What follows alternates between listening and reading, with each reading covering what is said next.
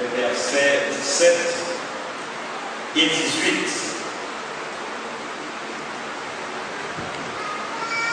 2 Pierre, chapitre 3, versets 17 et 18, à la gloire de Dieu, en vue de la prédication de la parole du Seigneur.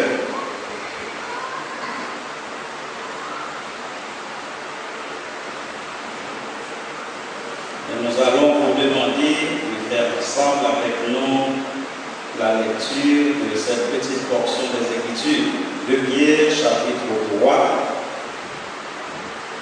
versets 17 et 18.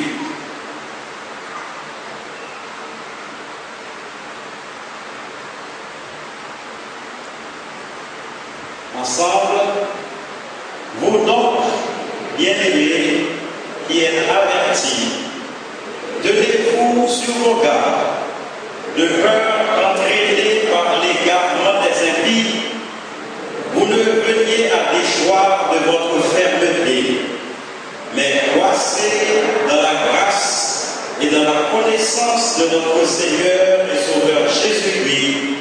À lui soit la gloire, maintenant et pour l'éternité. Amen. Amen. En attendant le retour de Jésus-Christ, croissons dans la grâce de Dieu. En attendant le retour de Jésus-Christ, croissons dans la grâce de Dieu. Tel est le titre du sermon de ce matin. Prions le Seigneur. Éternel notre Dieu, nous te sommes reconnaissants pour ta sainte parole qui est devant nous. Nous te remercions, Seigneur, de ce que tu as fait provision pour nous de ta sainte parole. Et maintenant, nous avons besoin de la lumière d'en haut, de la plénitude du Saint-Esprit, afin que nous puissions la comprendre dans le but de la mettre en pratique dans notre vie quotidienne. Du haut des cieux, écoute notre prière pour envoyer la pluie de tes bénédictions sur ton peuple par la prédication de ta sainte parole, que ton saint évangile puisse être communiqué avec puissance ce matin et que les cœurs, même les cœurs les plus durs, puissent abandonner leur mauvaise voie, revenir à toi, toi le seul vrai Dieu. Par Jésus, nous t'en prions, oui, Dieu éternel, au siècle des siècles. Amen. En attendant le retour de Christ, croissons dans la grâce de Dieu. Voici, selon un auteur chrétien avisé, 4 principes qu'un enfant de Dieu devrait mettre en pratique pendant qu'il est en attente du retour de Jésus-Christ. Vous savez que nous sommes passagers sur cette terre.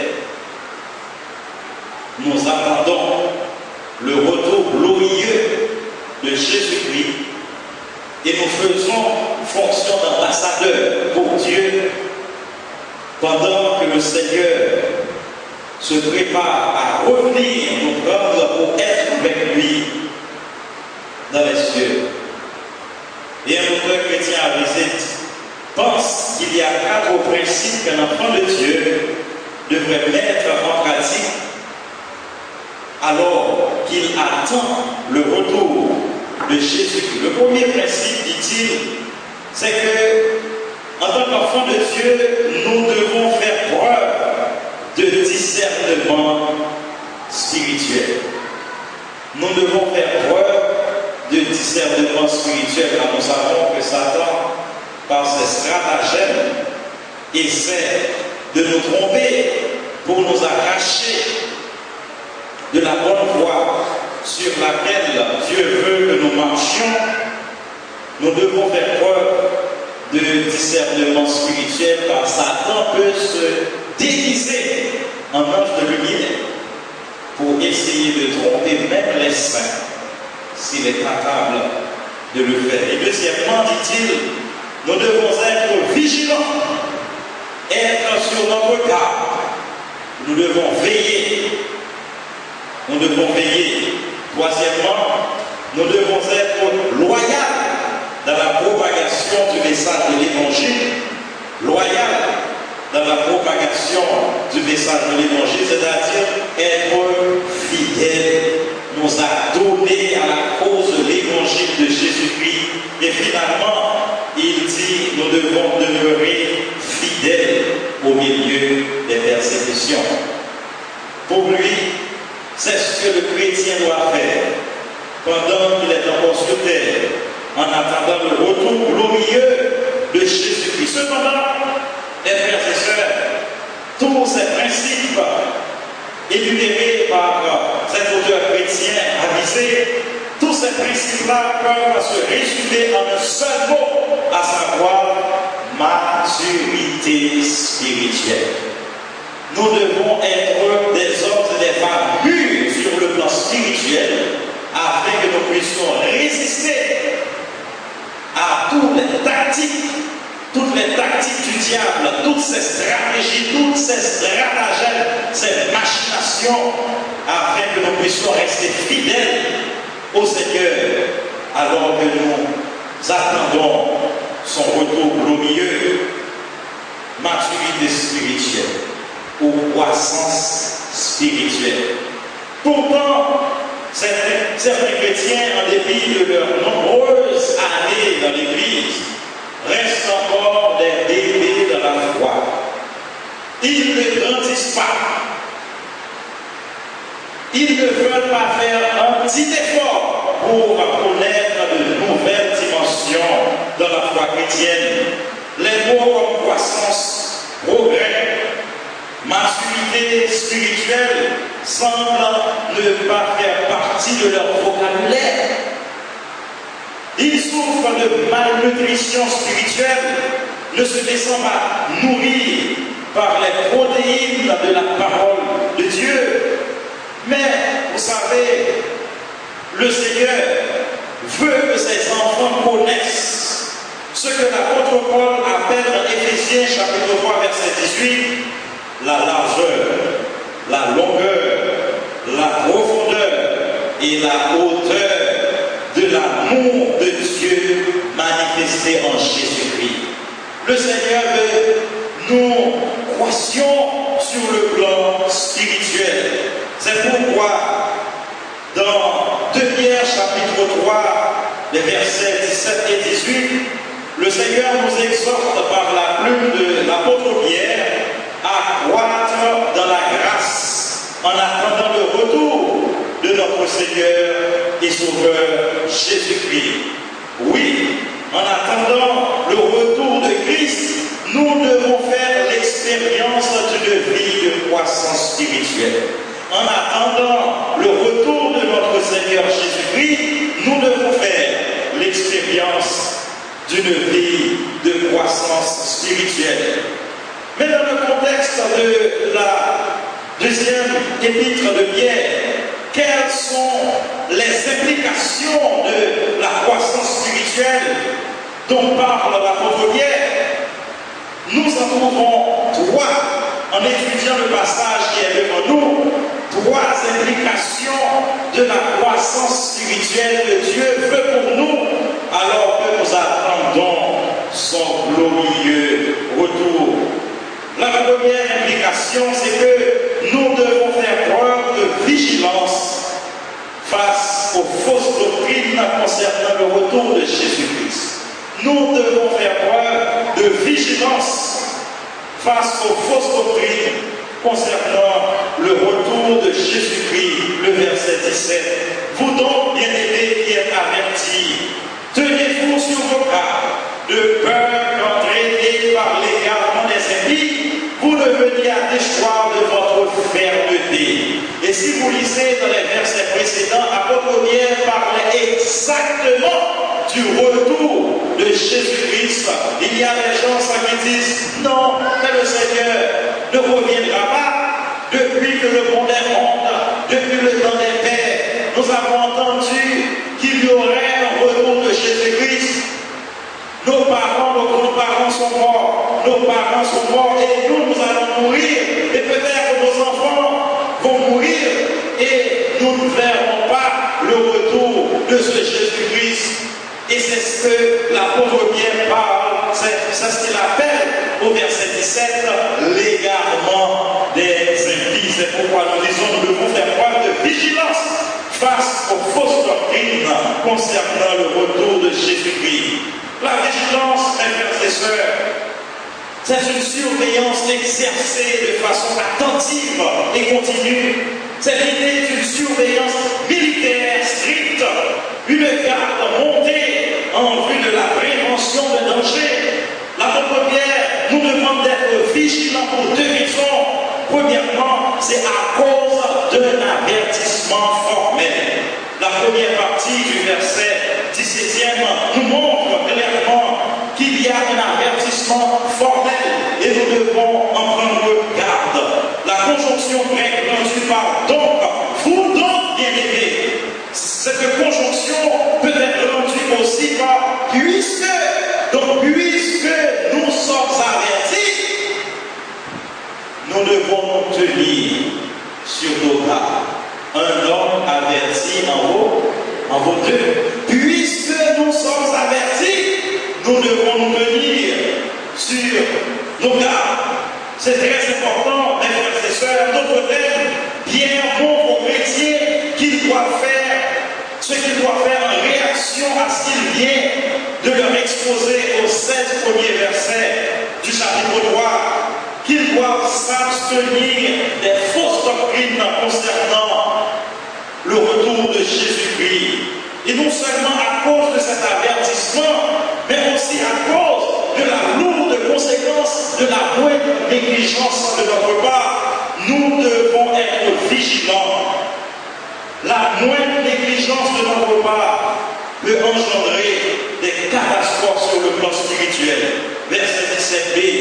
Apôtre Pierre dit de peur qu'entraînés par l'égarement des impies, vous ne veniez à déchoir de votre fermeté. Si nous croyons fermement que le Seigneur Jésus-Christ reviendra nous chercher, nous allons nous montrer fermes dans la persévérance de la foi, c'est-à-dire de la sainte doctrine, marcher dignement de Dieu. Mais si nous nous laissons aller au découragement, acceptant cette fausse doctrine selon laquelle il n'y aura point de retour de Jésus-Christ, à ce moment, qu'est-ce qui se passera? Nous serons déchus de notre fermeté. Et c'est pourquoi l'apôtre Pierre montre qu'il y a une grande conséquence si nous faisons la moindre négligence. L'apôtre Pierre nous montre une certaine déchéance de notre fermeté. Quant à notre attente du retour de Jésus-Christ, c'est une réalité. Si nous ne mettons pas, si nous ne mettons pas sur nos gardes, la possibilité de cette déchéance résulte de la fréquentation de la compagnie des impies qui peuvent entraîner les enfants de Dieu dans l'erreur. Et le mot que nous rendons ici par impie, dans 2 Pierre chapitre 2 verset 7, il ne se trouve pas ailleurs dans le Nouveau Testament. C'est seulement ici, dans tout le Nouveau Testament grec, que ce mot est utilisé. Et ce mot peut être traduit par pervers. Ça signifie un homme sans loi, sans règle, un perverti au point de n'avoir plus aucun frein sur le plan moral. Donc l'égarement des impies, c'est dangereux si nous nous laissons aller par leurs enseignements. Et c'est très important, mes frères et sœurs, que nous puissions nous tenir sur nos gardes, que nous puissions faire preuve de vigilance pour ne pas déchoir de notre fermeté. Au cours de la Première Guerre mondiale, alors qu'une armée venait de remporter une éclatante victoire sur le front, là où l'Allemagne se Et pendant que l'armée était en route pour retourner à son camp, il y avait un soldat content de cette victoire qui s'asseyait sous un arbre, contemplant la photo de sa fiancée qu'il laisse derrière dans son pays. Et pendant qu'il était perdu dans la contemplation de cette belle photo de sa belle fiancée, il y avait un fuyard ennemi qui revenait tout doucement par derrière et lui a porté un coup mortel puisqu'il n'était pas en compagnie de cette mère dame. Ce n'était pas le moment, il est encore sur le champ de bataille. Ils sont en train de laisser le champ de bataille et c'est pourquoi il devait encore rester sur cette garde. Ce n'est pas le moment de tirer de sa course la photo de sa fiancée pour en contempler. Il n'a pas fait preuve de vigilance. Mais vous savez, mes chers amis, si nous ne nous laissons pas avertir par la parole de Dieu, l'ennemi de notre âme nous portera un coup mortel. Nous devons être sur nos gardes. Nous devons faire preuve de vigilance. Nous sommes sur le champ de bataille.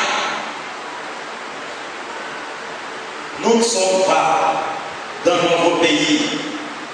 Nous ne sommes pas chez nous. Nous sommes sur un champ de bataille. Nous ne sommes pas encore. Nous n'avons pas encore regagné notre camp. Que faites-vous quand vous êtes avertis de danger spirituel par la prédication de la parole de Dieu?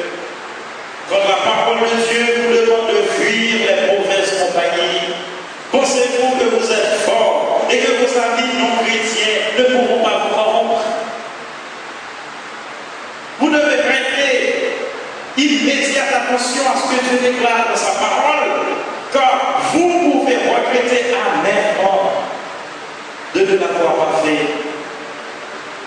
Vous devez être vigilants, mes frères et sœurs, quand vos amis vous invitent à participer dans certains programmes.